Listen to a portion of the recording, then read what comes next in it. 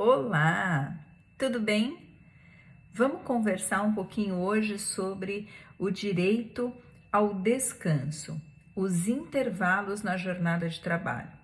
Mas antes da gente tratar de cada um deles, quanto tempo dura, como é que eu calculo, quem tem direito ao quê, é importante a gente entender efetivamente o que é e a extensão, a importância do direito ao descanso, do direito ao lazer. A primeira coisa que eu preciso dizer para vocês é que a previsão maior desse direito está lá no artigo 24 da Declaração Universal dos Direitos Humanos. Então, você já começa a perceber que se não fosse um direito fundamental, se não fosse um direito de extrema relevância, se não fosse essencial à nossa dignidade, à nossa vida, não estaria lá. Para estar na Declaração Universal dos Direitos Humanos, esse direito tem que ser um direito importante, um direito que atinge o centro maior da nossa humanidade, da nossa dignidade, da nossa vida. Pois bem, lá no artigo 29 da Declaração Universal dos Direitos Humanos, existe uma previsão expressa de que todos têm direito ao descanso, todos têm direito ao lazer, todos têm direito à limitação da jornada de trabalho a um tempo razoável. Todos têm direito a férias remuneradas. Veja que o artigo 24 traz então uma repetida noção de que nós precisamos limitar o nosso trabalho na duração do trabalho, seja na duração diária ou na continuidade do nosso trabalho, na duração e frequência do nosso trabalho, como por exemplo no caso das férias. E mesmo assim, e ainda que a gente tenha na legislação nacional férias, folgas semanais e etc e tal, ainda assim a gente culturalmente não compreende o direito ao descanso como um direito em si. A gente aqui no Brasil ainda, a maior parte dos trabalhadores e dos empregadores, a maior parte da nossa sociedade ainda entende que quando você sai do trabalho, você só vai comer, dormir, tomar banho e esperar a próxima jornada. Que as pausas que a gente tem durante a prestação de serviço é só o que a gente precisa para se preparar para começar a trabalhar de novo. Mas ninguém tem, ou poucas pessoas têm, o cuidado com esse intervalo e a compreensão de que esse tempo de descanso, essas horas de descanso são um direito em si. Do mesmo jeito que você tem direito de não ter a sua casa violada, por exemplo, você tem direito, um direito do mesmo patamar, de não ter o seu descanso interrompido. Mas nós não tratamos culturalmente o direito ao descanso e o direito ao lazer como um direito em si. Na verdade, como eu disse, é como se fosse só uma pausa entre um trabalho e outro. Bom, eu me sinto um pouco à vontade para falar sobre esse tema, porque eu fiz uma pesquisa bacana em relação a isso na minha tese de doutorado, em que a análise maior é de como o trabalho excessivo e organizado de forma errada pode prejudicar efetivamente a saúde dos trabalhadores. Existem hoje doenças profissionais, né? Doenças que decorrem do trabalho e que a gente já consegue caracterizar, a gente já consegue enquadrar, a gente já consegue, me fugiu a palavra, classificar como doença decorrente do excesso de trabalho. E existem exemplos clássicos do mal que a falta de descanso causa nos trabalhadores. O maior deles, o exemplo mais impactante que eu acho que a gente pode trazer hoje aqui, é o exemplo da karoshi, que é um fenômeno que acontece no Japão de trabalhadores que, por estafa, por estresse profissional, por excesso de trabalho, morrem de repente. Uma morte súbita, que geralmente é causada ou por derrame ou por infarto, de alguém que trabalhou excessivamente e que esgotou seu corpo de tal forma de tanto trabalhar que o corpo pifou e a pessoa morre de repente. Pessoas que morrem voltando para casa esperando o metrô.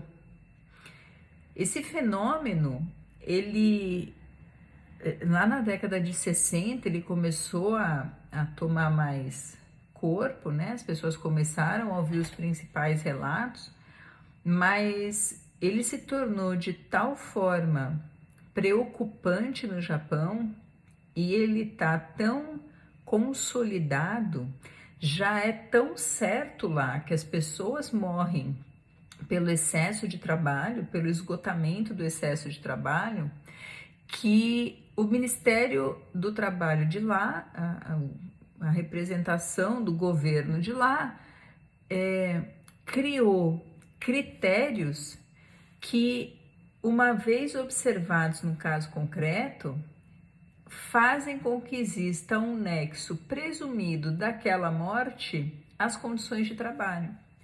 Então, o Ministério do Trabalho japonês fala assim: olha, morreu uma pessoa jovem, 29 anos, de infarto ou de derrame, vamos dar uma olhada como é que estava a frequência de trabalho dela. Se no mês anterior ao falecimento ela trabalhou mais de 100 horas extras, um mês, 100 horas extras, presumidamente essa morte decorreu do trabalho. E se assim for, a família dessa pessoa que morreu, além de poder eventualmente buscar reparação dos danos contra a empresa, recebe uma indenização pré-fixada do governo. E se a pessoa morre, infarto, derrame, uma morte súbita, sem causa aparente, o governo vai analisar a vida pretérita, mesmo que não tenha trabalhado mais do que 100 horas extras no mês anterior. Se essa pessoa trabalhou pelo menos 80 horas extras em 2 meses, dentro de um período de 6 meses antes da morte, essa morte é considerada morte por esgotamento profissional. Essa morte é classificada como karoshi, como uma morte decorrente do excesso de trabalho. Pensa que isso acontece pouco? Muito. Os casos se multiplicam e eles acreditam que muitas vezes o excesso ou as más condições de trabalho, embora não atinjam esses requisitos objetivos que a lei, né, e a norma jurídica de lá determina, mas que existam muitos outros casos que também devam ser classificados como uma morte por esgotamento e que não são, porque não atendem esses requisitos. Então, quem consegue pedir essa indenização e quem consegue esse enquadramento pelas regras do governo representaria a ponta de um iceberg que revela um problema muito maior do que isso. E não bastasse as mortes súbitas, por derrame, por ataque cardíaco, geralmente. Existe no Japão também uma preocupante, um preocupante cenário de suicídio por doenças e transtornos psíquicos relacionados ao trabalho. A pessoa não morre de derrame de repente, mas o esgotamento é tão grande que a pessoa se mata.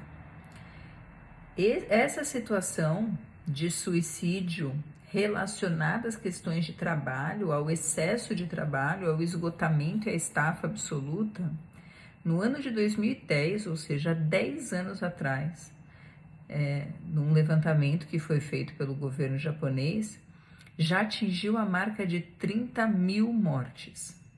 Se isso aconteceu há 10 anos atrás, em que a produção era um pouquinho menos acelerada que hoje, em que a gente tinha, a gente imagina que quanto mais o tempo passa, mais as cobranças de produção, competitividade, trabalho aumentam. Imagina agora quantas pessoas não passam por essa mesma situação. O fato é que lá no Japão existe uma cultura que supervaloriza o trabalho, né? As pessoas têm que trabalhar, o trabalho honra, o trabalho dignifica, e as obrigações e o trabalho vem sempre em primeiro lugar. Primeiro você cumpre a sua obrigação, primeiro você faz por merecer, a cultura do mérito, primeiro você constrói o seu caminho, para depois, se sobrar tempo, se der, você pensa em você, na sua família. É uma cultura muito exigente com essa questão de comprometimento com o trabalho. Não é à toa que o Japão tem passado por algumas crises econômicas e não balança. O PIB do Japão continua crescendo ou estável na maior parte das crises econômicas globais. O Japão tem, historicamente, a gente escuta falar isso, se caiu uma ponte aqui no Brasil, 3 anos depois a ponte ainda está caída, caiu uma ponte no Japão, 5 horas depois a ponte está no lugar. Isso é verdade, uma rapidez na produção, desenvolvimento de tecnologia. Tudo isso resulta, então, em um universo de pessoas que são criadas e que se tornam adultos que enxergam o trabalho como o principal de tudo. Eles têm o dever de trabalhar, muito antes de ter o direito ao descanso ou lazer, por exemplo. E tudo isso se revela num crescimento econômico surpreendente, numa estabilidade econômica surpreendente, mas, em compensação, em quadros tão, preocupantes no que tange a saúde física e a saúde mental dos seus trabalhadores. Existe no Japão, há algum tempo existe no Japão uma flexibilização das regras trabalhistas que permite, inclusive, que as empresas e sindicatos combinem jornadas absolutamente extensas. Então, a depender da situação, uma empresa e um sindicato podem combinar validamente uma jornada com duração de 20 horas. Esse tipo de situação em que toda a sociedade, tanto as pessoas entendem que isso está certo, quanto a legislação ampara alguns desses excessos, né, que a gente considera excessivo, causa esse quadro tão alarmante de prejuízo à saúde das pessoas. Se isso acontece lá, pode acontecer aqui também. A nossa cultura, é claro, é diferente, mas o que eu quero trazer é que o direito de descansar, ele é um direito em si, é um direito fundamental, tem previsão internacional, né? Então, não é uma imposição nacional, não é uma coisa que os brasileiros têm lá o intervalo, não. Tem previsão internacional e os países do mundo devem observar, justamente porque impactam brutalmente na vida e na saúde mental dos trabalhadores. Se a gente olhar um outro paradigma, um outro referencial, a gente pode sair do Japão, que é que tem essa cultura de extrema dedicação ao trabalho, e ir lá para a França, que já de uns tempos para cá, de 2016 em diante principalmente, começa um programa de modificação das suas leis trabalhistas, e entre essas modificações faz entrar em vigor no dia 1º de janeiro de 2017, ou seja, não está muito longe da gente hoje, dia 1º de janeiro de 2017, uma lei que dá para os empregados franceses o direito de desconectar, ou seja, o direito de descansar efetivamente. Em um mundo que é ligado o tempo todo por essas máquinas aqui, em um mundo em que as pessoas se falam 24 horas por dia por e-mail, em que todo mundo apita o WhatsApp de todo mundo, em que a gente não consegue mais saber muito a diferença do que é a minha vida e a minha privacidade com o que é o trabalho, porque eu trabalho com um laptop rapidinho, no cafezinho, quando eu vou no shopping, eu estou usando meu celular para falar com meu marido, mas se entrar uma mensagem de trabalho eu respondo também, enfim. Essa mistura que a tecnologia traz, tecnologia maravilhosa, tecnologia que tem que existir, tecnologia é boa, faz o nosso trabalho ser menos desgastante.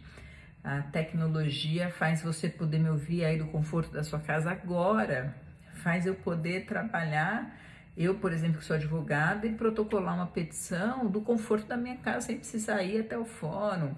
E faz tantas outras coisas melhores ainda para outros profissionais, então sem reclamação nenhuma com a tecnologia, sem saudade do tempo que ela existia.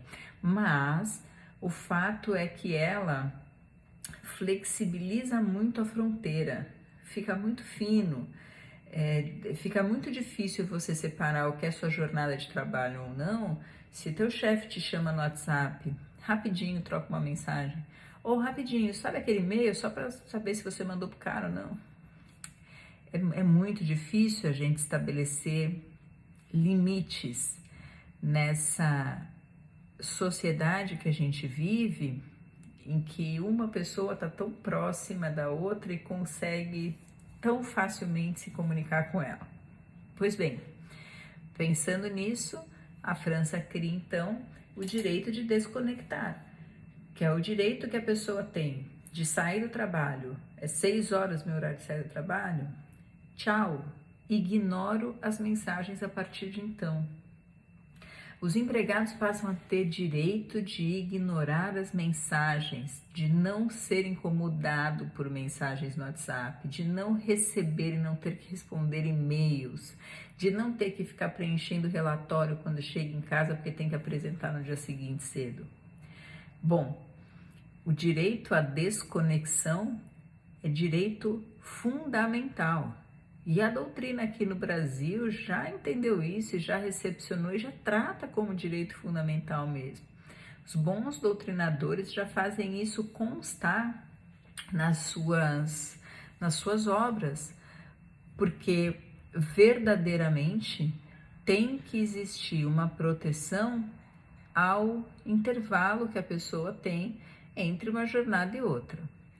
O direito de desconectar, então, o direito à desconexão faz parte da proteção ao direito ao descanso, do direito do lazer. Pois bem, sou gente aqui atrás, vocês viram, né? Pois bem, esse reconhecimento fez com que algumas empresas francesas, por exemplo, tivessem uma preocupação em reorganizar sua estrutura de trabalho. Existem empresas, especialmente aquelas que têm endereço de e-mail próprio, sabe aquele arroba o nome da empresa.com? Essas empresas, no horário em que a empresa fecha, vamos supor 7 horas da noite, travam os e-mails. Se você tá com o seu trabalho atrasado, se você é workaholic, se você não tem o que fazer, se você não quer descansar, você não pode trabalhar, porque o servidor da tua empresa está desligado. Você não tem acesso à intranet, você não consegue mandar um e-mail, você não consegue receber e-mails. Então, a França sai de um patamar que é o de, ok, você tem direito a descansar mais, se estiver na sua casa pode trabalhar, para algo que revela uma proteção ainda maior. Você tem direito de descansar, esse direito é inviolável. E eu, como empresa, para não correr o risco de ser condenada, responsabilizada, porque te atrapalhei no seu descanso, não vou deixar no que couber a mim você trabalhar. Isso se a gente parar para comparar as duas, isso é uma mudança de perspectiva brutal, né? Se a gente parar para analisar Japão, com gente trabalhando 20 horas numa jornada, para a França, com as pessoas que, se quiserem trabalhar no descanso, não conseguem trabalhar, é uma mudança de perspectiva muito importante.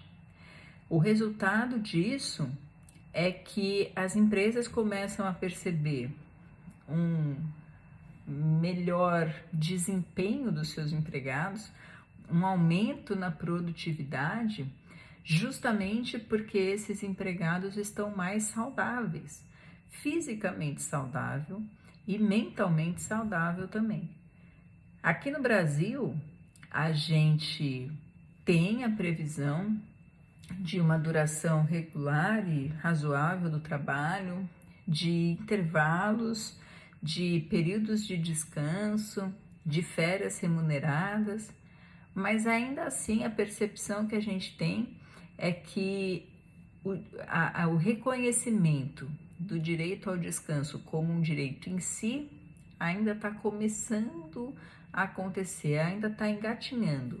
A gente ainda não tem, infelizmente, a maturidade francesa, mas felizmente a gente já tem uma percepção diferente daquela do Japão, que é tão agressiva aos trabalhadores.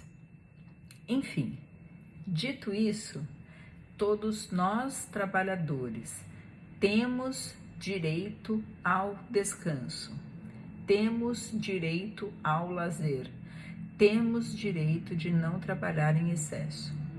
E como é que esse direito é colocado, garantido aqui no Sistema Nacional?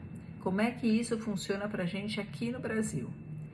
A legislação brasileira, ela estabelece 4 grandes institutos que garantem que o empregado possa descansar. 4 grandes intervalos. Eu vou conversar sobre esses intervalos no vídeo específico para eles. Eu preciso que você entenda, por enquanto, que existe previsão na legislação nacional dessa possibilidade do descanso, que a gente acompanhe e respeita a determinação da Declaração Universal dos Direitos Humanos e, principalmente, para que sirva, inclusive para nós, para que a gente possa organizar a nossa vida, para que sirva de luz os exemplos de como o trabalho sem medida pode ser prejudicial e de como dá para a gente ser bem-sucedido, para a gente ter relevância na nossa profissão, mesmo sabendo dosar um pouco de trabalho com um pouco de descanso. Vem comigo no próximo vídeo. Um beijo e tchau!